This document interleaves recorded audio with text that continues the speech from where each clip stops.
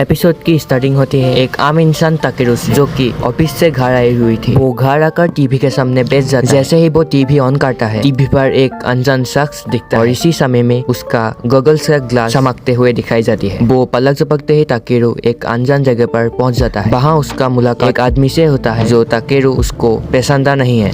वो अनजान शख्स ताकेरू को सही ऑफर करता है और ताकेरू समझ नहीं पाता क्या हो रहा है, और वो आदमी खुद को इस यूनिवर्स का सोलर सिस्टम मैनेजर बोलता है। बात करते करते वो अपनी उंगली पर एक छोटा सा प्लेनेट बना देता है और इस प्लेनेट का नाम है मेथियस। और वो बताता है मेथियस एक विराम प्लेनेट है जहाँ वहाँ पर बहुत मुश्किल होता है सभ्यता को रहने के लिए, जिसे देखकर ताकेरू का होश उड़ जाता है। और मैनेजर बताता है दरअसल ताकेरू मर चुका है और उसकी आत्मा न्यू प्लेनेट पर भेजी जाएगी, जिसे सुनकर ताकेरू घबरा जाता है और उसके पास अब कोई चॉइस नहीं बचती। और मैनेजर उसे सन कहते हुए कहता है उसे वहाँ पर खास पावर दी जाएगी। सबसे पहले उसको देता है इन्फिनिटी मैना और वो पूछता है तुम्हें और कुछ चाहिए क्या? और ताकेरू कहता है मुझे और एक एबिलिटी, और मैनेजर उसे और एक स्किल देता है और जिसका नाम था सर्च एक्सपेंडेड स्किल। और इस पावर से ताकेरू रेयर आइटम ढूंढ सकता है और कितना दाम है उसको सर्च कर सकता है। उसके बाद उसे एक बॉटमलेस बैग देता है और इस बैग में इन्फिनिटी सामान रख सकता है और उसे अलग अलग भाषा समझने की और बोलने की भी एबिलिटी देता है।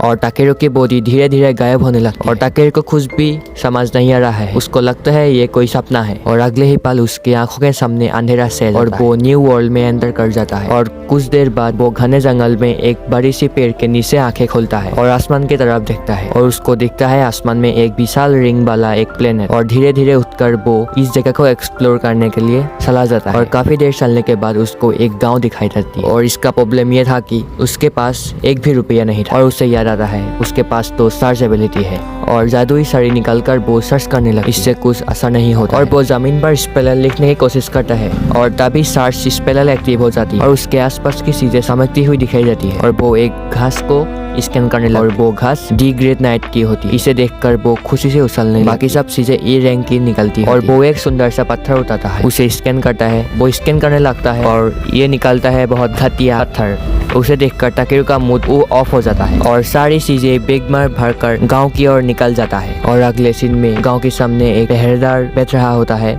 जो झपकियां ले रही थी और वो ताकेरू को देखता है और ताकेरू को पूछता है क्या तुम भी एक नाइट हो? और इतनी लंबाई तो एक योद्धा की होती है। जिसे सुनकर ताकेरू शर्माते हुए कहता है मैं तो बस एक एक्सप्लोरर हूँ जो अलग अलग चीजें कलेक्ट करता है। गार्ड अपना नाम कैप्टन मार्लो बताता है और ताकेरू को गांव में ले जाता है और उसको कहता है वहाँ एक जनरल स्टोर है जो ताकेरू जाकर उसका सामान बेच सकता है। अगले सीन में ही ताकेरू दुकान पर पहुँच जाता है। ताकेरू कहता है क्या आप अलग अलग चीजें खरीदते हो? और ताकेरू अपने लाए हुए पत्थर को दिखाता है और पत्थर को देखते ही दुकानदार के आंखें चमक उठती और दुकानदार बोलता है ये तो कमाल की चीज। और दुकानदार कहता है ये चीज पूरी एक गोल्ड कॉइन में बिकेगा। जिसे सुनकर ताकेरू हैरान होकर पूछता क्या इसका यूज मैं गाँव में रुकने के लिए कर सकता हूँ? दुकानदार कहता है क्यों नहीं। और ताकेरू हैरान होकर मन में सोचता है इतनी घटिया चीज इतनी महंगी कैसे हो सकती है? और वो खुश होकर डील मांग लेती है। और ताकेरू पूरी की पूरी जितना सामान लाया था वो सारी की सारी सामान दुकानदार को दे देता है। और दुकानदार ताकेरू का स्किल को देखकर इम्प्रेस हो जाता है और ताकेरू तुरंत एक्टिंग करता है। और ताकेरू कहता है मैं एक ट्रैवलिंग मर्चेंट हूँ।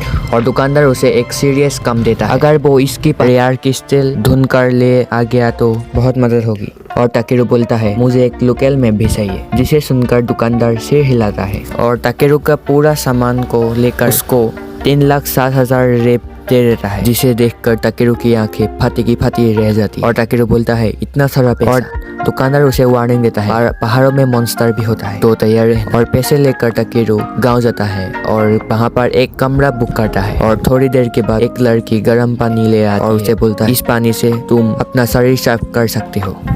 जिसे सुनकर ताकेरू पूछता है कि फुल बर्तब कहाँ है? और लड़की बोलता है फुल बर्तब सिर्फ नोबिलिटी ही फुल बर्ब एफोर्ड कर सकती है। और ताकेरू उस लड़की को अच्छे पैसे देकर अलविदा कहता है और ताकेरू खुद मैजिक यूज करने लगता है और बोलता है क्लीन क्लीन। और ताकेरू नीचे से ऊपर तक पूरी तरीके से क्लीन हो जाता है। फिर अगले दिन ताकेरू हर्ब कलेक्ट करने के लिए निकल जाता है। ताकेरू एक्सप्लोर करते करते एक जगह पर चला जाता है और वहाँ पर एक सूखा स्केलेटन को देखता है। स्केलेटन बहुत दिनों से पड़ा हुआ जैसा लग रहा होता है और वो डर के मारे में पीछे गिर जाता है। और बहुत हिम्मत करके वो स्केलेटन से एक एमुलेट उठाता है और एमलेट के अंदर होता है एक लेटर और वो लेटर उसकी बहन का था और उसमें लिखा था भाई पैसे कमाने के लिए निकला था ताकि वो अपना बीमार पिता का इलाज कर, लेकिन उसे घर लौटाना चाहिए, जिसे पढ़कर टाकी का दिल भारी हो जाता है और टाकेरू उस आदमी के लिए एक ग्रेव बनाता है और मान ही मान शांति की प्रार्थना करता है। रात में टाकेरू एक बैरियर बनाता है और आग जलाकर सब्जी पकाने लगता है। उसके बाद खाना पकने लगता है और एक बाइट लेने के बाद वो बोलता है ये तो कमाल का बना है। फिर खाना खत्म करने के बाद टाकेरू व्हाइट फॉरेस्ट के आगे बढ़ता है और वो जगह में बहुत खतरनाक राक्षस एंड डीमन रहता है।